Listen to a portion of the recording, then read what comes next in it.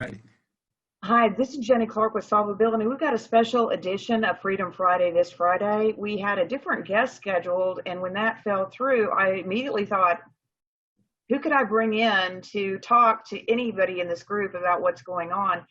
And over the time that I was thinking about getting Russ Barnes on, I guess the biggest realization is with all this unrest, we had never had a conversation about race.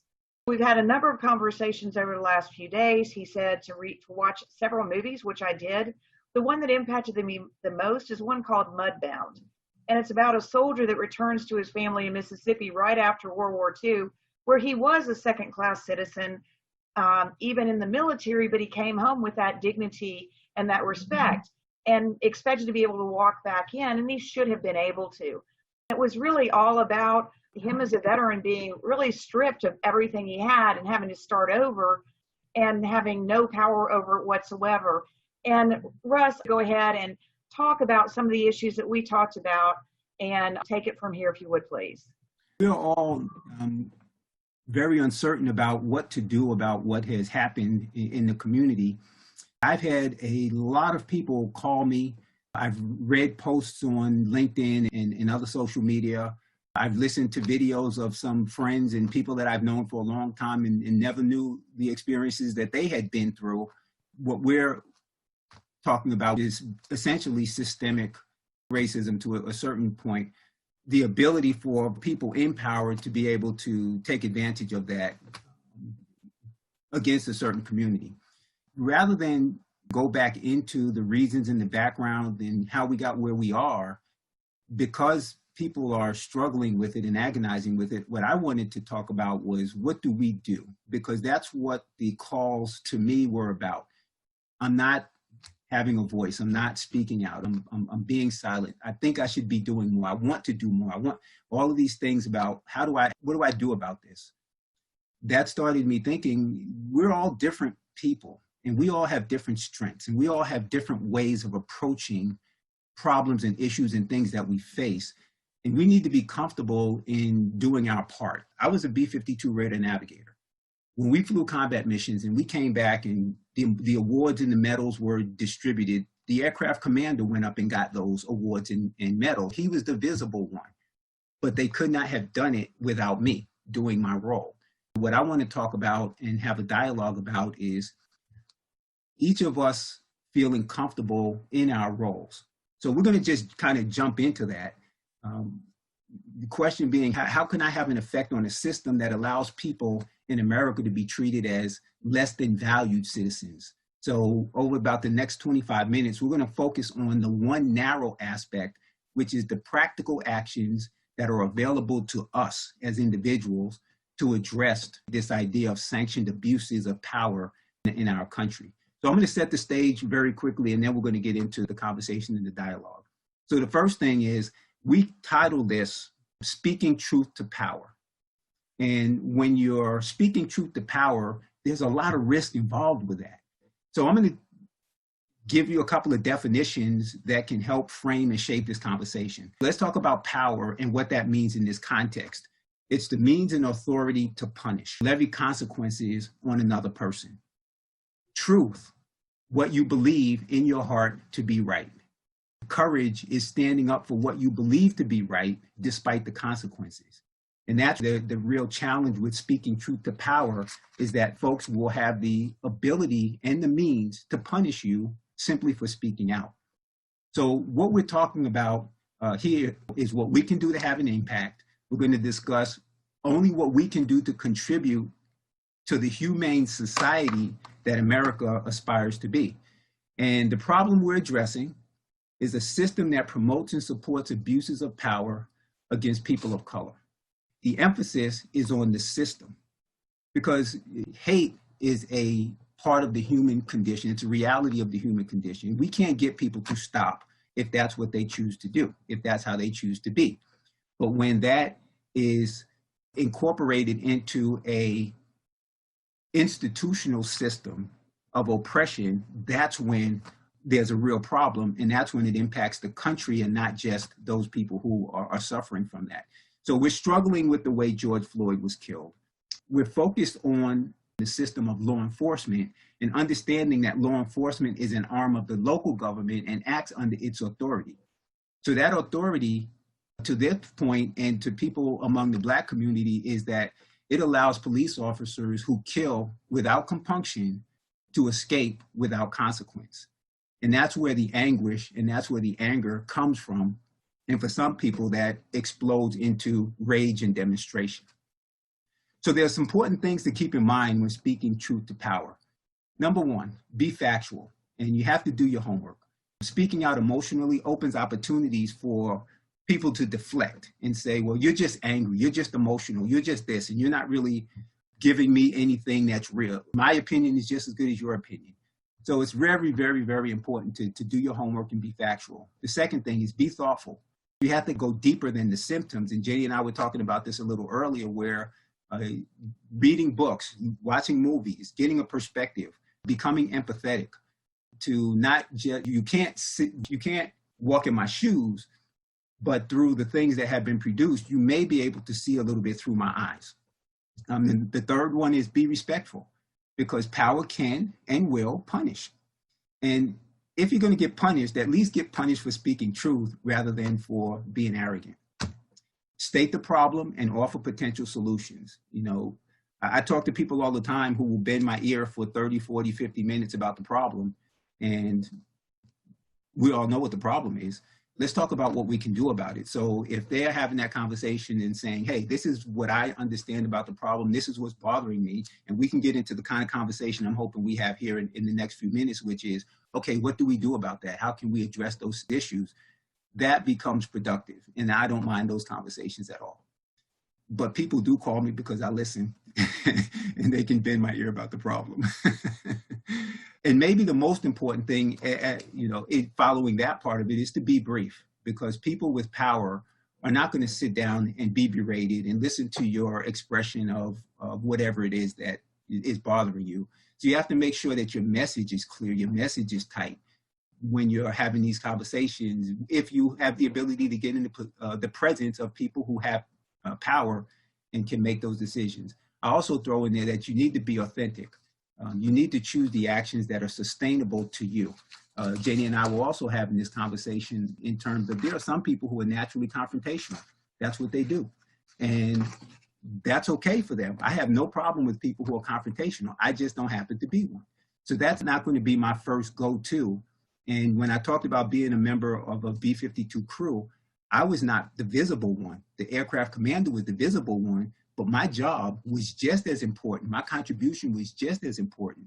So each of us as individuals don't necessarily have to make ourselves visible, put ourselves on display in order to feel like we're making a difference. It's not about being heroic. It's not about being out of your comfort zone or putting yourself and your family at risk or your livelihood at risk. What it is about is doing those things that you do naturally and that are sustainable for you in the long run, because we are talking about a culture shift here, a shift away from saying a certain group of people are protected, a certain other group of people are a threat, and we're going to protect those people who are protected from those people who have been decided as are a threat.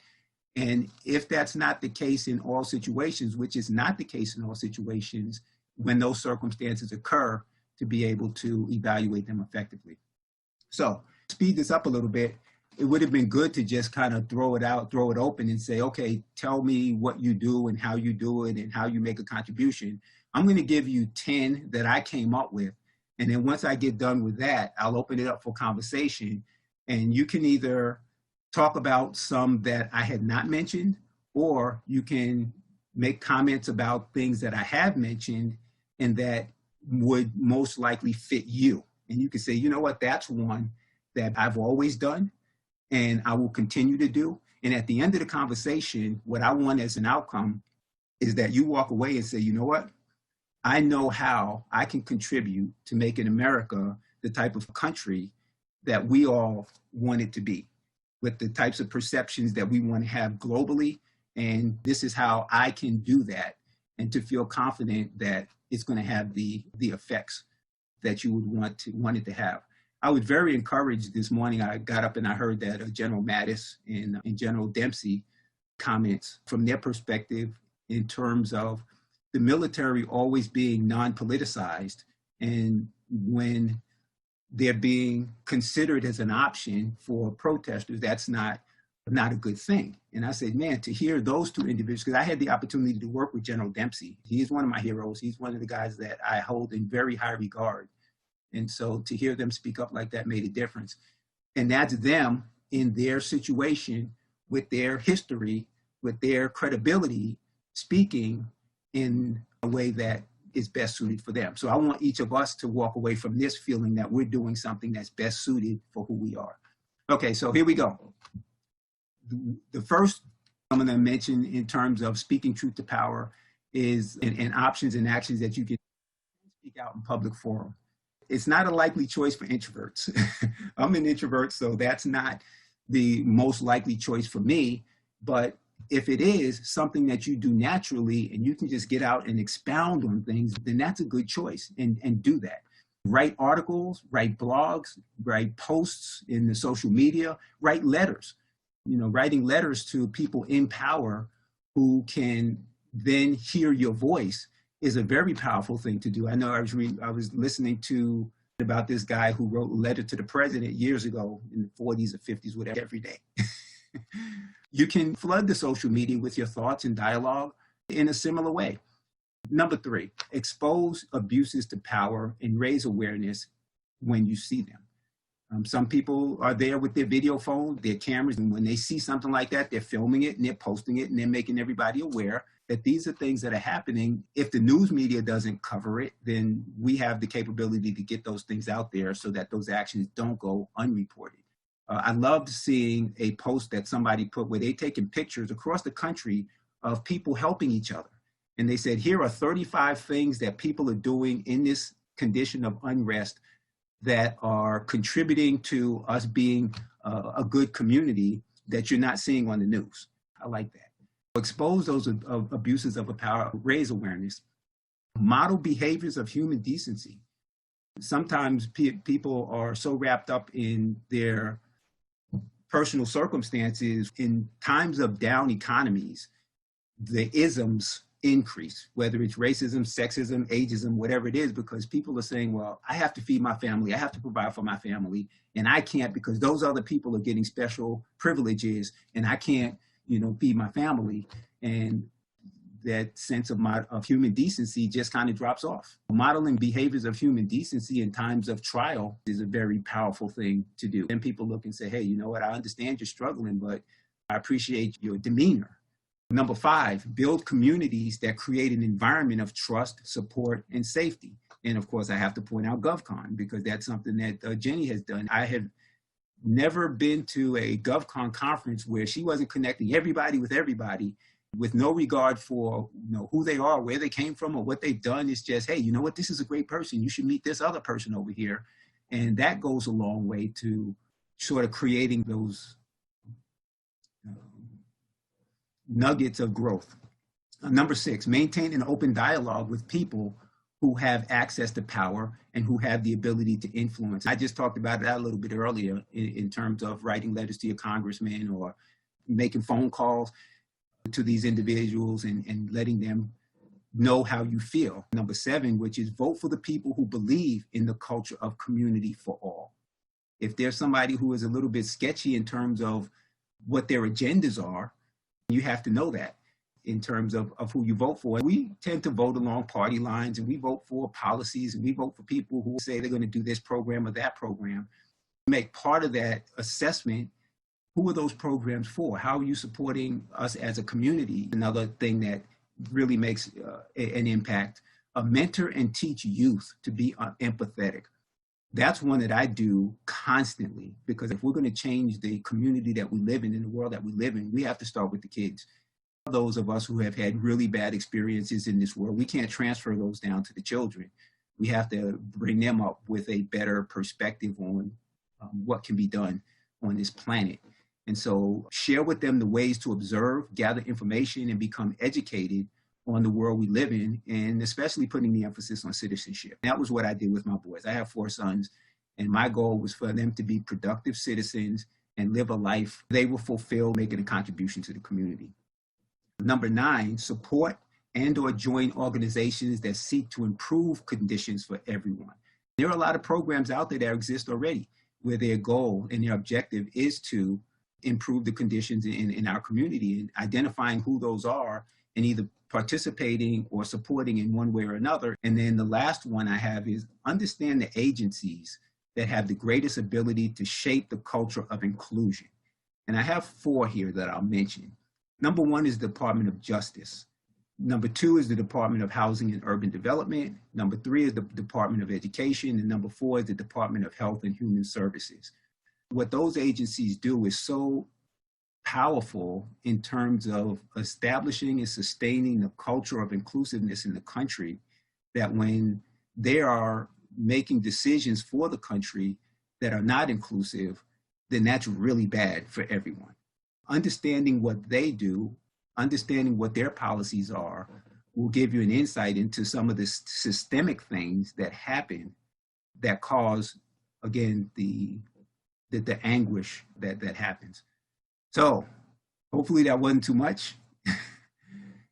With that, I'm going to open up the floor and just take comments, and we can share what we would do, what we can do to make a contribution. Hey, Russ, you made a really good point. Everybody has a different point of view and perspective in coming up with this, and we are a team with different skills. You brought up ways that people could participate. What I was thinking about was ways that we need to recognize the core of the problem.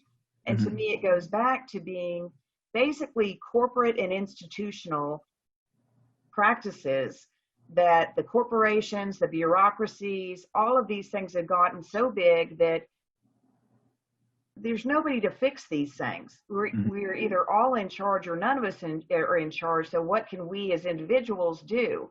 And my feeling is a recognition of how far our economy has changed, so that the people up at the top can just keep voting themselves the same benefits. They keep making the same decisions. And there were 2 things that came up this week that really fit into that. One was the whole corporate policies of who do we protect? When COVID first hit and they were running out of PPE equipment, it took a long time for the president to take any action. And he invoked something called the Defense Protection Act or something like that, that basically prioritizes national defense. Well, he didn't do that. He didn't do that very quickly. So we went through a lot of shortages. When the meat packing companies started talking about their workers coming down with this, he immediately invokes it, really just to protect the liabilities of those companies from the workers. When you started out talking about the institutional and the corporate reinforcement, it's looking at those type of things. And I also am frustrated to think there's really nothing I feel like I could do politically or an election doing outreach. And number 1, having conversations at first with people I've never had a conversation about with. It's been so much easier for me to say, well, that's not me. I'm sorry that happens. That's not a good enough answer anymore. In this situation, we have to look at who has the report card, who is going to feel like they aren't achieving their goals and outcomes if that situation isn't fixed. And of course, that's our local politicians whose main report card is reelection. And they care a lot about reelection. And that's why a lot of these things happen, is because, I need to be reelected, so their decisions are based on that. And we have to make sure that they're thinking, you'll be better positioned to be reelected if you take care of people. We have to understand how that whole machine works. I'm open for anybody else who has a comment on that or any other thing. Similar to what Jenny said, a lot of times you think that you're not part of the problem, but if you're not part of the solution, you are part of the problem. But it's easy for, on social media, the right things. On blackout day, you put the blank screen on, you like certain posts, you retweet them, but it's not enough. What you said about speaking out and using your voice makes a lot of sense. I sometimes get caught up in this fake news cycle where I'm trying to convince people who are trying to spin stories or draw comparisons that aren't at all fair. I'm wasting some of my time trying to persuade those people, and I'm not so sure that that's as good of a use of time as some of the things that you've mentioned here. When you get in a dialogue with someone who is spinning and who's trying to deflect. It's not only you having the conversation with that individual, but it's a bunch of other people who are watching that conversation from the outside. There are two individuals that I know who have had those types of conversations, and they carried the conversation through, and I was able to see what their perspectives were. That's an important thing because it's dialogue that we're not going to get through the news, and it's dialogue that real people are having with real people in that situation. As you participating in that conversation, do your best to persuade them, being respectful, and then the other person will demonstrate their perspective. And you never know if you've influenced them to shift, but somebody else who might be listening in might have a shift in perspective because they heard this other person and saying, his argument makes no sense at all. So somebody else may shift as a result of your conversation. And when it no longer feels useful, I would stop and move on. Right. If the other person gets belligerent, I move on. If the other person gets to the point where they are just really not making any sense, I stop, I move on. I think what we're really talking about is listening to other people's perspective and learning from it, and then having discussions with it. The things that I feel like I'm doing are putting things out there, especially on social media, because this is the first time I've ever felt like there was a voice for all of us equally out on social media. I know that there are people that are listening and not commenting. I'm still compelled to make those comments and bring forward things. One of the things that I was so surprised about from following other people was the example of the Black parents talking to their children about how you have to behave because you're Black. Mm-hmm. Yeah, that's why I suggested the movie Mudbound. Of all the movies that I've seen, that one covers the spectrum of what the perceptions are. Anybody else want to talk about what they would do? Go ahead, Tony. Yeah, so Russ, I really appreciate your eloquence on this subject. I'm feeling a lot of anger right now for me being a DC insider inside the Beltway and all that to hold the pieces together because, I have to be very politically correct. So sometimes I have to check myself and say, hey, what can I do for myself to keep peaceful or keep in the loop or let my thoughts not go awry. So I went to a protest, believe it or not, on Wednesday, and I didn't know what to expect. And I'll tell you what I got, and this will be interesting to all of you. I got out of my truck, I looked at the crowd, and I sat down on a curb and I started bawling. I started crying. I could not hold the tears in. And someone came up to me and they said, hey, are you okay? And I said, I'm good. And they offered me some water, which would only produce more tears for me probably. But anyway, and I cried for probably 10 minutes. I couldn't stop. It was uncontrollable. And the reason I cried, and I share this with people, so maybe it helps, is that I was so happy to see people of every color, all ages, all that. And it almost gave me the point where I said, wow, I don't even have to do anything, but just show up. I don't have to say anything, right? Mm-hmm. And so I followed the crowd along the parade route. There were cool police officers I talked to. It was just like everybody was singing Kumbaya, right? It's great to see that when we're uncomfortable, people banding together. Then when we get comfortable, right? So I got back into my neighborhood, and I might live in a pretty good neighborhood. The conversations changed. And it was like, hey, you guys are doing this, or you guys are doing, and then the anger started up again. Hey, wait, you're not understanding what's going on here. It's really not a race issue even, to be honest with you. And so I have to go through that conversation again, Russ, and thank you, because I believe that I precipitated a lot of the tools that you've been incorporating, that you had just mentioned. And then, ironically, it's funny, as I was coming to work today, which is just getting to a good internet connection these days, someone said something to me and came right at me and made some comments. And I said, hey, I'm not having this conversation with you. As I felt the anger start, there was nothing good that was going to come out of the conversation. And I could tell the person I was talking to was an antagonist, right? And I walked away. With a little bit of anger. If I had that conversation, it could have escalated potentially.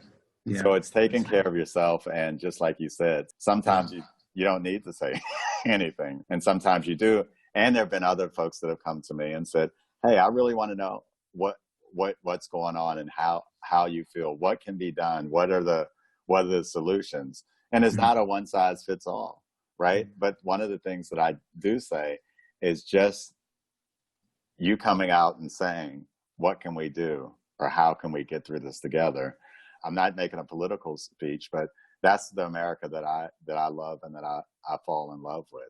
I fall in love with the America that we can have two differences of opinion, and we can sit down and I can give you my view, you can give me your view, and I walk away from that conversation saying, wow, I never really thought of it that way. And I might incorporate that into my thinking, or hopefully it goes the same way. I had a lot of conversations like that when I was overseas in Europe, specifically in Paris. I could be at a venue all night and we're yelling passionately about the way we feel about things. But the passion was, we allowed each other's passion, but we didn't take it the wrong way. And there was no finger pointing. And afterward, we all hugged. I felt so good walking away from those conversations, even though the other person didn't agree with me. If there was one thing that I could get, Joan Rivers, can we talk? Can we talk? Just can we talk, right? Whatever it is, can we talk? If we can get back to that, that's the America that I love, because if we can have these conversations and we can have these difficult conversations and people start to align and realize maybe not what the country stood for, because I think we're warmongers, by the way, but the country was built on, violence, right? But the whole thought of the Constitution and all of that was that we're happy that we get along and we're in the pursuit of happiness, right? Religious freedom, all of these things.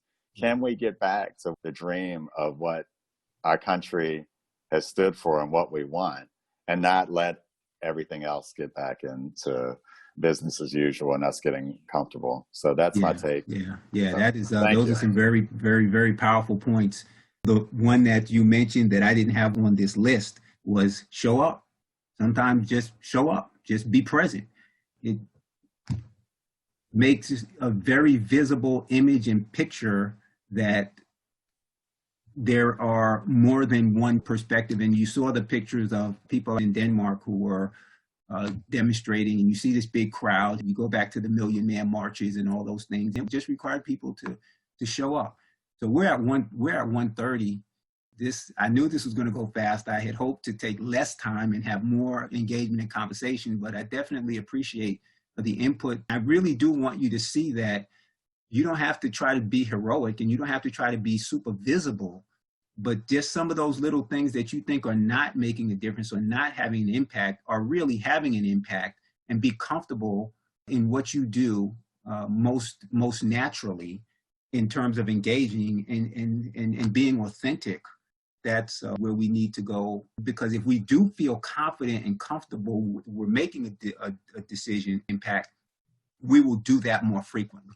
And then that will begin to have impact over the long run. Russ, I really appreciate you bringing all this together for us. And I think what we're all saying is, let's listen to each other. Let's express our views. Let's reach out to other people, get comfortable being uncomfortable. I know in my personal case, I've been very reluctant to discuss this with my family because I don't want it to turn into a political thing. It's important to reach out to people that I've never had a discussion with on race and on my responsibility as an American to make sure that I'm doing my part to talk about it. Showing up is number one. So thank you all very much for being here today. I really appreciate it. I'm going to be posting this out to YouTube and some other places. If you've got any other thoughts, reach out to me on LinkedIn or personally. If you see things on LinkedIn to be shared, message me. Sometimes I can say things that are more comfortable for me to say because I'm not in a bigger organization, and I'm happy to continue that conversation. Anything else to add, Russ?